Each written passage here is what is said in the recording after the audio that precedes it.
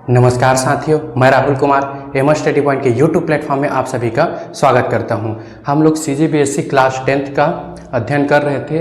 इसके पिछले वीडियो में मैंने आपको प्रधानमंत्री, राष्ट्रपति, उपराष्ट्रपति सभी के बारे में बता दिया है और इस चैप्टर का मैंने बहुत सारा भी वीडियो बना लिया है क्योंकि ये चैप्टर थोड़ा सा लंबा है।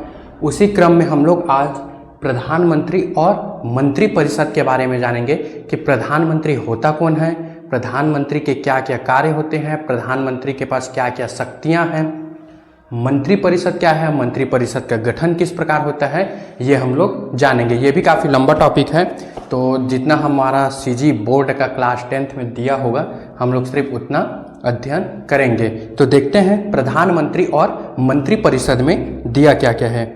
राष्ट्रपति को सलाह और सहायता देने के लिए मंत्रिपरिषद होती है जिसका प्रधान प्रधानमंत्री होता है।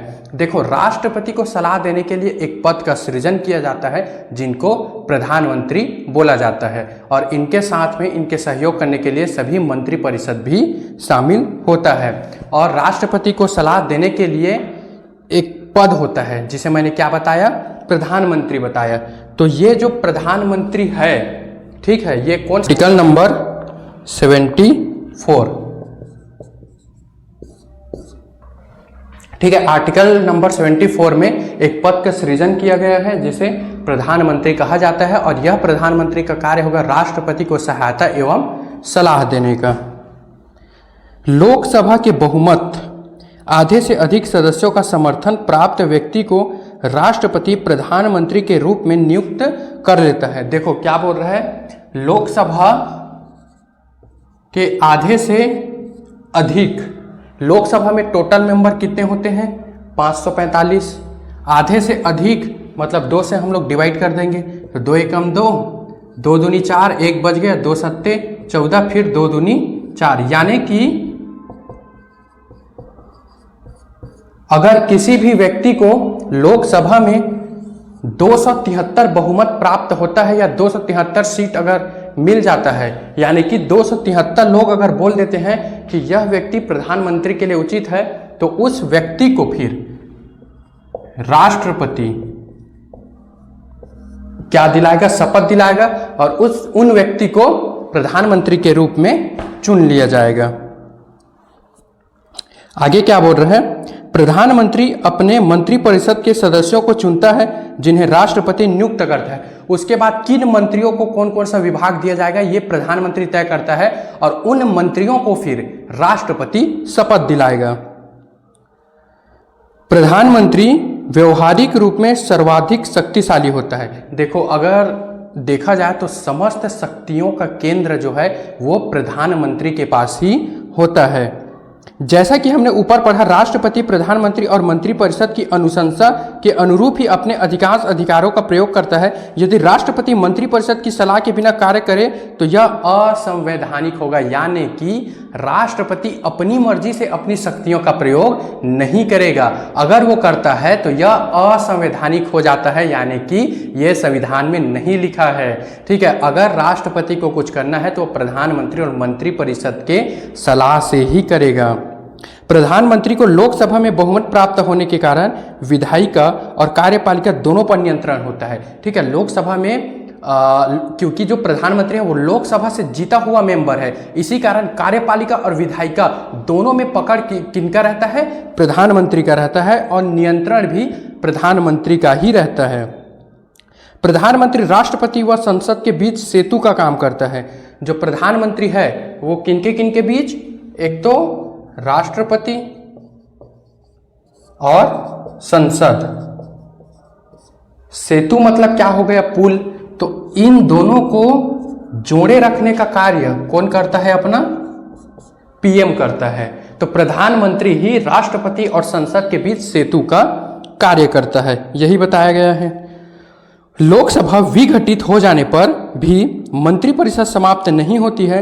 अगली सरकार के गठन होने तक वह राष्ट्रपति को परामर्श देती रहती है। अगर मान लो लोकसभा भंग हो गया, लोकसभा अपना सीट खो देता है, तो भी मंत्रिपरिषद पद से नहीं हटते हैं, बल्कि अगली सरकार के गठन होने तक वे राष्ट्रपति को सलाह देने का कार्य करते रहते हैं। प्रधानमंत्री की नियुक्ति व सरकार गठन के लिए लोकसभा में बहुमत प्राप्त होने चाहिए। बहुमत का अर्थ है लोकसभा की कुल सदस्यों में से कम आधे से अधिक सदस्यों का समर्थन होना चाहिए। यदि वर्तमान लोकसभा में कुल 543 सांसद सीटें हैं तो उनमें बहुमत के लिए कम से कम 272 सीटों का समर्थन अनिवार्य है। मैंने 545 का उदाहरण लेके बताया, यहाँ पे कितने कर दिया है, 543 कर दिया है, तो भी कम से कम उनको 272 सीट तो पाना ही पाना होगा। अगर 272 सीट पाता है तब तो वह व्यक्ति प्रधानमंत्री बन सकता है। लोकसभा के सदस्य कई राजनीतिक दलों या पार्टियों में बटे होते हैं, जैसे कि Congress party, Bharatiya Janata party, Samajwadi party, Bahujan Samaj party, communist party आदि पार्टियां राज्य विशेष की भी होती है, जैसे कि AIADM के तृणमूल कांग्रेस, शिरोमणि अकाली दल, असमर गण परिषद। यहाँ पे जो हमारे भारत में या स्टेट में जो जो पार्टियां हैं उनके बारे में बताया गया है। हर एक पार्टी की अपनी विचारधारा और नीति संबंधित प्रस्ताव होते हैं जिनको आधार बनाकर वो चुनाव लड़ते हैं। हर एक सरकार आपको कुछ न कुछ बताएगा कि भैया मैं अगले चुनाव में अगर जीता तो बेरोजगारी भत्ता दूंगा, या अगर मैं अगले चुनाव में जीता तो इनकी सीटें बढ़ा दूंगा, या ये कम कर दूंगा, ये अधिक कर दूंगा। ऐसे वो लोग आपको आधार बनाकर अपना वोट लेते हैं। अगर इनमें से किसी एक पार्टी के 272 या अधिक सांसद हो तो उसके नेता को प्रधानमंत्री नियुक्त किया जाता है, लेकिन यदि किसी भी दल के पास बहुमत न हो तो एक से अधिक दल गठबंधन कर सकते हैं और मिलकर सरकार बना सकते हैं। देखो, अगर कोई भी पार्टी के पास 272 सांसद है तो वो प्रधानमंत्री आसानी से बना लेंगे, क्योंकि पार्टियों में मेजॉरिटी तो रहेगी ही, सबका विचारधारा तो एक रहेगा कि इनको प्रधानमंत्री बनाना है। लेकिन मान लो किसी के पास सिर्फ 260 सांसद है तो प्रधानमंत्री तो बनेगा नहीं उनके क्या बोलते हैं, उनके टीम से या उनके पार्टी से। तो अब यहाँ पे क्या किया जाता है, एक गठबंधन किया जाता है, यानी कि दूसरी पार्टी से भी सांसद लिए जाते हैं और दोनों फिर आपस में विचार विमर्श करके किसी एक पार्टी के सदस्य को प्रधानमंत्री नियुक्त किया जाता है। और ऐसे प्रधानमंत्री को या ऐसे सरकार को गठबंधन की सरकार कहा जाता है। गठबंधन दलों के नेता को प्रधानमंत्री के रूप में राष्ट्रपति नियुक्त कर सकता है। फिर उस प्रधानमंत्री जो भी नियुक्त होगा उनको नियुक्त कौन करेगा, राष्ट्रपति। राष्ट्रपति ही फिर उनको शपथ दिलाएगा। प्रधानमंत्री अपने या सहयोगी दलों के सदस्यों में से अपने मंत्रिपरिषद के अन्य मंत्रियों का चयन करता है और उनकी योग्यता व अनुभव के अनुरूप उन्हें विभिन्न विभाग सौंपता है। ठीक है, प्रधानमंत्री अपने जो मंत्रिपरिषद है उनको फिर विभाग देता है कि आप भैया वित्त मंत्री संभालो, मतलब आप वित्त का कार्य संभालो, आप शिक्षा के क्षेत्र में कार्य जो अपना, यानी कि शिक्षा मंत्री, ठीक है, स्वास्थ्य मंत्री, ऐसे करके अपने पूरे मंत्रियों को एक एक विभाग दिया जाता है जिससे मंत्रिपरिषद का निर्माण हो जाता है। मंत्रिमंडल को प्रधानमंत्री के नेतृत्व में कार्य करना होता है। प्रधानमंत्री सरकार के सभी महत्वपूर्ण निर्णयों में सम्मिलित होता है और सरकार की नीतियों के बारे में निर्णय लेता है। हम यह कह सकते हैं कि केंद्रीय सरकार के संचालन की धुरी प्रधानमंत्री ही होता है। ये क्वेश्चन भी पूछा जाता है कि प्रधानमंत्री एक धुरी के रूप में कार्य करता है, तो आपको यही सब बताना है कि किस प्रकार प्रधानमंत्री ही राष्ट्रपति और संसद के बीच सेतु का कार्य करता है, कि प्रधानमंत्री ही अपने मंत्रिमंडल का गठन करता है, प्रधानमंत्री ही अपने सभी मंत्रियों को पोस्ट बांटता है, यानी कि विभाग बांटता है। इस प्रकार प्रधानमंत्री एक धुरी के समान है। धुरी मतलब केंद्र के समान है।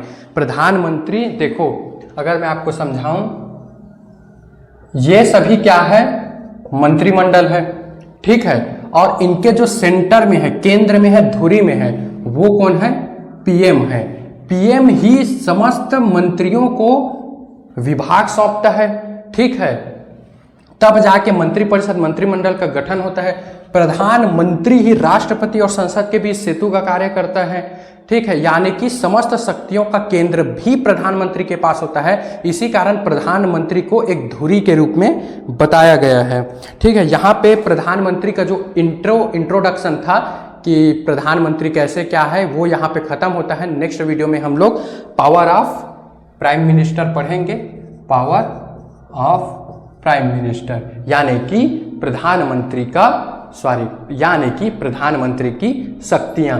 यहाँ पे प्रधानमंत्री और मंत्रिपरिषद का इंट्रोडक्शन खत्म हो गया है। नेक्स्ट वीडियो में हम लोग पावर ऑफ प्राइम मिनिस्टर पढ़ेंगे। अगर वीडियो आप लोग को अच्छा लग रहा होगा तो लाइक करिए, शेयर करिए, कमेंट करिए और एम स्टडी पॉइंट को सब्सक्राइब करना ना भूलें।